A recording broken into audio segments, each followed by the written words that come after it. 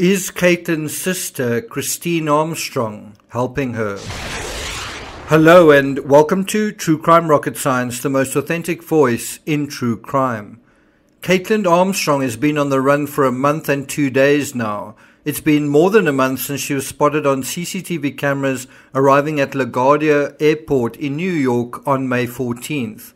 In 2 days, it'll be a month since she was spotted at Newark Liberty International Airport. That was on May 18th. Is Kaitlin still in New York? Well, there's some evidence to suggest she might be. It also appears she may be traveling under an assumed name. Before we get to the rest of this episode, if you haven't subscribed to the channel, please do like, share, leave a comment. You can also leave your thanks or appreciation by clicking the thanks icon under this video. And let's get started. So in the script that I've compiled, I'm referring to about 4 different sources, and I will, as per usual, put all of them in the description. They include The Sun, the New York Post, Fox News, and the Haven website. And I'll talk to you a little bit more about where that comes in. So the US Sun has interviewed a private investigator who sees a number of similarities in this case to the Brian Laundrie case. You may remember Brian Laundrie gave cops the slip after they mistook his mother for Brian. I'm not sure how that happened, but apparently it did happen. And that gave Brian a critical few days head start on the authorities chasing him. What followed was an unsuccessful manhunt lasting several weeks through the Florida swamps. And so one wonders what is going to happen in this case with Kaitlin. Is it also going to be unsuccessful? How long is it going to be an unsuccessful hunt? And how is this going to end? Also, to what extent is she being helped? Is she getting help? Is Kaitlin's sister helping her? Now, according to The Sun, quote, private investigator Jensen said that he believes the fugitive, that's Kaitlin, may be using an alias to avoid detection and has likely altered her appearance. I don't think any of that is rocket science, but Jensen has likened the case to the hunt for Brian Laundrie. He went on the run after murdering his girlfriend, Gabby Petito, during a 2021 cross-country road trip before he was found dead several weeks later.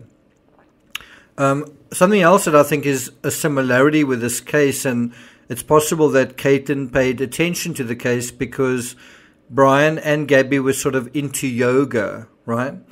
And a sort of outdoor lifestyle. And obviously Kaitlin is also someone who's interested in yoga and a lot of the things that surround yoga, the lifestyle that surrounds it. And we're going to see to what extent that lifestyle is echoed in some of the investigations that have been completed now.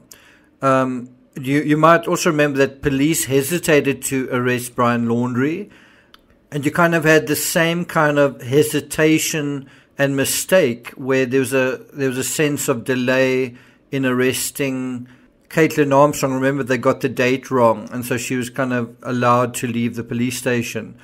I think another thing that's broadly similar is that Brian Laundrie used Gabby's bank cards while on the run, and it's possible a family member bought him or gave him a burner phone. Kaitlin Armstrong is likely using the ID of someone else close to her, possibly her sister. Another possible similarity is in the Laundrie case. Brian's family didn't seem to be very cooperative with law enforcement. Well, what's happening here? Then going back to The Sun, this private investigator that they've spoken to is being a PI for 15 years. He suspects that Kaitlin Armstrong may be going by the name Kaitlin Armstrong. That's her younger sister's name. And she has a registered address in Austin, but she also has certain links to New York. That's her sister. Her sister also has links to New York. Now, you may recall an article that appeared in the Daily Mail 2 weeks after Mo was gunned down inside her friend Kaitlin Cash's suburban home. That's in Austin, Texas. That article described Kaitlin's mother as an alcoholic and someone she said that she hoped not to be like, and her brother as a troubled addict. The article also referenced Kaitlin's younger sister Christine, who is 31. 3 to 4 years younger than Kaitlin. Now, Kaitlin moved from Livonia, Michigan to Santa Monica, California, and then finally to Austin 5 years ago. That was in 2017, where she lived, at least in the beginning, with her sister. The Mail noted, quote, "Neighbors said they didn't speak with the Armstrong sisters often, but noted they had so many people coming and going, we thought they were running a meth lab," end quote. To be fair, it may just have been a popular yoga studio, and one can certainly feel a kind of a sense of the same kind of community, possibly in terms of this yoga studio, as the Haven, and we're going to get to that in a moment. But the point is, the sisters were recently in cahoots in a way, and if they lived together, they would have had a very close relationship. If they were in business together, well, they're in an even closer relationship, and they might also share in the ownership of some of those 3 rental properties that Kaitlin apparently has ownership of. The Mail also suggested, quote, that the sisters' social success hid a dark past. And where you have a dark past, I think there's a possibility, if not a probability, of a dark future. Or certainly or at least a future that may deviate from the straight and narrow and may take a couple of twists and turns, if you get my meaning. Now, curiously, a Kaitlin Armstrong registered for a driver's license in New York 4 days ago. This suggests that Kaitlin may still be in the USA and possibly did use the trip to Newark Liberty as a false flag, as if to say, "Hey guys, I'm going to this transport hub and I'm getting out of New York." Well, did she? Now, who knows? Perhaps she used her credit card to catch an Uber, hoping the authorities would assume she had tracked her to the airport, and then assumed that she'd left the country, and then they would stop looking for her. So now where we are, the driver's license brings up an interesting listed address. It's a place known as the Haven. It's a kind of campsite and wellness center in Livingston Manor, New York. In other words, it's the sort of place where a yoga instructor could do yoga. It's also perhaps the kind of place where people don't necessarily watch television and don't keep up with the news. Now think about all of this. Campsite, Brian Laundrie, does ring a bell? So I have provided a link to the website, the Haven website, in the description. Interestingly, on the Haven community website, a Kaitlin Armstrong is listed as a communications representative. When the Sun reached out to Kaitlin at the Haven, calls went unanswered. I think there was also somebody who said that they have a policy now of not giving out information, but a spokesman for the Wellness Center did say that Kaitlin is currently a volunteer at the company, and this is important. Kaitlin's sister is currently staying at the Camp Haven compound in New York. So if one's wondering where Kaitlin is, well, we seem to have confirmation where Kaitlin is. The spokesman for Camp Haven wouldn't say when Kaitlin arrived at the compound, but interestingly, a camper from the compound who asked to remain anonymous said he's actually seen Kaitlin at the camp. But he stressed that this was about a month ago, just prior to the incident in Austin. The U.S. Marshals, meanwhile, wouldn't confirm or deny the camper's account, and thus far aren't saying whether Kaitlin may have assumed her sister's identity. The fact that Kaitlin traveled to New York and her sister is in New York, and a Kaitlin Armstrong registered for a driver's license in New York 4 days ago, is certainly interesting. It's also interesting that Kaitlin's sister hasn't simply put her hand up and come forward given the media coverage that's about her.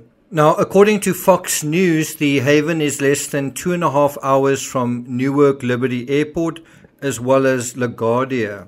And according to private detective Jensen, Kaitlin is either traveling under the name of Kaitlin, so she's traveling using her sister's name and using it to get a temporary address somewhere, or her sister could be helping her out by establishing a temporary address. I think it could also be both. It could be that she's using her sister's name, and then alternatively her sister's also helping her in other ways. I don't think it's necessarily one or the other. It makes you wonder, these are the words of Jason Jensen. He says, it makes you wonder if Kaitlin borrowed or stole a passport or some form of ID from Christine before she left Austin. So that's another possibility, is that Christine doesn't know that Kaitlin used her ID. It's also possible that Kaitlin took it without permission. So we don't really know that. But it's possible that she's nevertheless using her sister's credentials, and she took that before she left Austin and has now used it to get a New York State license with her photo on it. Obviously, if she succeeds in this sort of thing, she will be able to travel around as Christine. Obviously, there's not a warrant out for Christine, and be able to move through the urban fabric without any problems. Jensen believes that Kaitlin may be returning to an area she once lived in, or reach out to friends or family members. It's possible Kaitlin is doing both at present. But I think there's also a third option. I think a time is reached when the fugitive and the person helping them realizes there's too much heat, and the fugitive has to try to find a third way to get to safety. Also, the person helping them feels unsafe helping them. And so the idea is they then go off on their own to an unknown area. This is a high-risk strategy, but if they can make it work, high reward. I think going off the grid, like Brian Laundrie did, is hard work, but the risks of being seen in the urban fabric, in the whole living in plain sight approach to being on the run, there's always a clear and present danger. There's always CCTV cameras all over the place, and the temptation to use digital technology that is going to nevertheless leave a footprint, a signature behind.